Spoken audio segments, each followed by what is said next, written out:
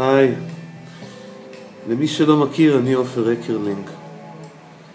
חלקכם מכירים את השיר שלי לא רוצה לזמביה, מאלבום שיצא לפני 30 שנה.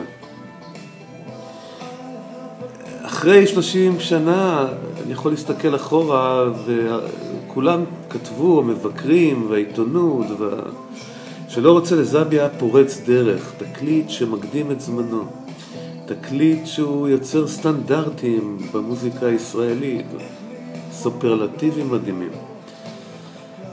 מה שלא יודעים, שאחרי האלבום לא רוצה לזמביה, הקלטתי אלבום שנקרא לימים, אחרי 30 שנה, הגנוז, האלבום השני.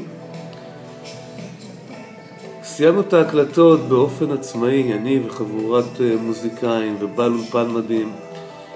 הצלחנו להפיק מאסטר מדהים, וחברת תקליטים הקשיבה לו בכובד רב, ואחרי ישיבות רבות הגיע למסקנה שהאלבום, תקשיבו טוב, מקדים את זמנו, נשמע מוכר. החליטו לגנוז אותו לתקופה, ואני המשכתי לדרכי להתפרנס באולפנים כאיש אולפן, לצד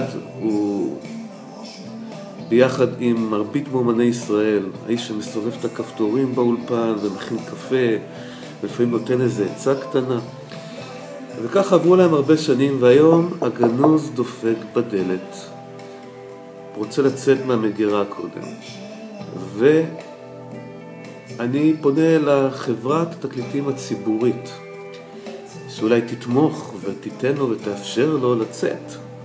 כי מה שאז נשמע מקדים את זמנו, אולי מתאים להיום, אחרי 30 שנה כמעט. שווה לבדוק את העניין. לצורך העניין יש לכם פה מצד שמאל אפשרויות תמיכה באלבום.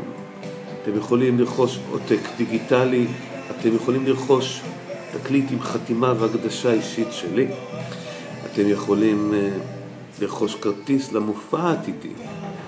תוכנן גם לעלות מופע לגנוז ביחד עם הוצאת האלבום אל האור.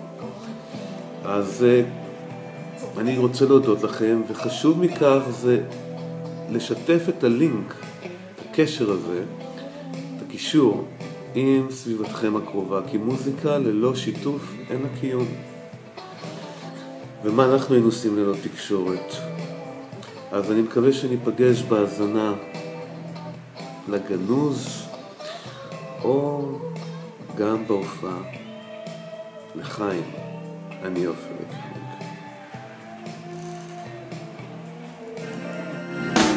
ביום ישנה